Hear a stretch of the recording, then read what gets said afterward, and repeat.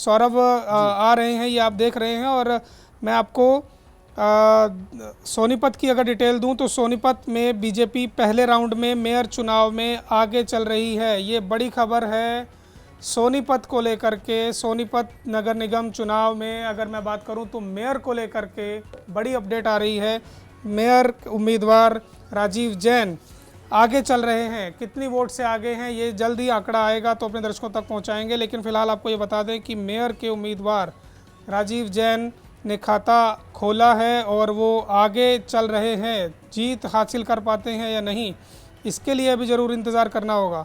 रेवाड़ी का अपडेट एक बार फिर दे दूं, क्योंकि रेवाड़ी में निगाहें सभी की हैं। रेवाड़ी भारतीय जनता पार्टी का गढ़ दक्षिण हरियाणा रहा है और रेवाड़ी में ताकत खूब लगाई। वहाँ पर दीपेंद्र हुड्डा ने भी कई जनसभाएं की और जो पूर्व विधायक हैं वहाँ पर वो भी वहाँ पर डटे रहे। कैप्टन अजय यादव, उनके पुत्र, दोनों वहाँ पर डटे रहे, खूब डटे रहे। और भाजपा की ओर से भी अगर हम बात करें तो राव इंद्रजीत ने भी खूब जोर लगाया। लेकिन रेवाड़ी का नतीजा किस तरह रहेगा? वार्ड नंबर 1 से निर्दलीय प्रत्याशी अगर जीत रही हैं तो सौरभ ये समझिए कि लोगों ने भाजपा और कांग्रेस दोनों को नकारा है। हालांकि नगर परिषद का चुनाव कांग्रेस ने नहीं अपने सिंबल पर लड़ा है। सिंबल पर कांग्रेस ने सिर्फ नगर निगम के चुनाव लड़े हैं और इसके अलावा नगर परिषद, नगर पालिका के चुनाव कांग्रेस ने अपने सिंबल पर नहीं लड़े। लेकिन भारतीय जनता पार्टी के लिए अच्छी खबर नहीं है। रेवाड़ी के वार्ड नंबर 1 से निर्दलीय प्रत्याशी शिल्पी शर्मा ने जीत दर्ज की है। वार्ड नंबर 2 से भाजपा प्रत्याशी ने जीत दर्ज की है और वार्ड नंबर 4 से भारतीय जनता पार्टी के प्रत्याशी ओम प्रकाश सैनी जीत चुके हैं चुनाव। तो आप ये माने कि नगर निगम, नगर निकाय और नगर निकाय जितने भी चुनाव हैं, नगर परिषद रेवाड़ी की अगर मैं बात करूं तो रेवाड़ी में फिलहाल भारतीय जनता पार्टी खाते में 2 सीट और 1 सीट निर्दलीय के खाते में आई है।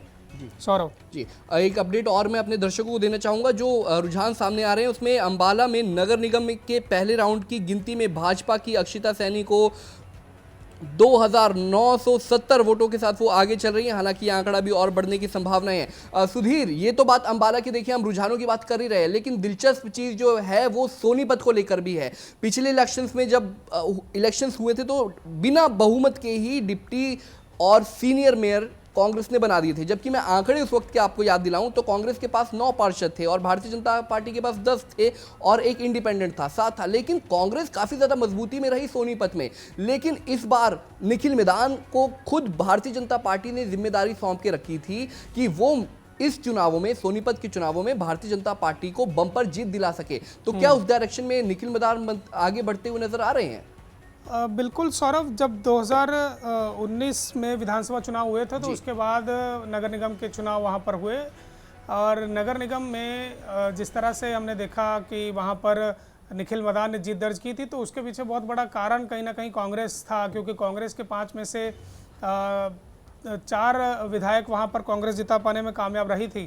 तो जब विधायक आपके रहते हैं तो आपके पास बहुत आसानी रहती है कि आप चुनाव को अपनी तरफ कर सकें। आपके पास एक नेतृत्व रहता है, आपके पास एक वोट बैंक रहता है। लेकिन ऐसे में जब आपकी पार्टी अगर निकाय चुनाव, विधानसभा में और लोकसभा में पिछड़ी हो तो कहीं ना कहीं ये मुसीबत का सामना पार्टी को करना पड़ता है।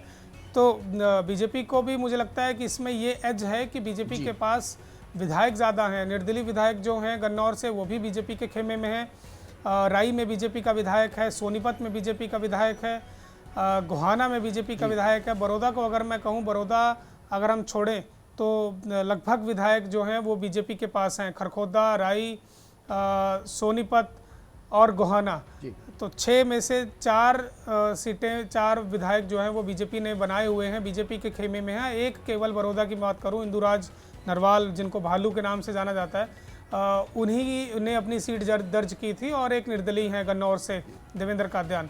तो ऐसे में कांग्रेस के लिए मुश्किल तो ज़रूर होगा कि वो चुनाव को अपने पाले में ला सके। जिस तरह पिछली बार रिज़ल्ट की अगर मैं बात करूं तो पिछली बार चुनाव के जो नतीजे थे वो आपने निखिल मैदान की बात की, तो निखिल मैदान भूपेंद्र सिंह हुड्डा और कांग्रेस के तमाम विधायकों के आशीर्वाद से, नेताओं के आशीर्वाद से चुनाव जीतने में कामयाब रहे।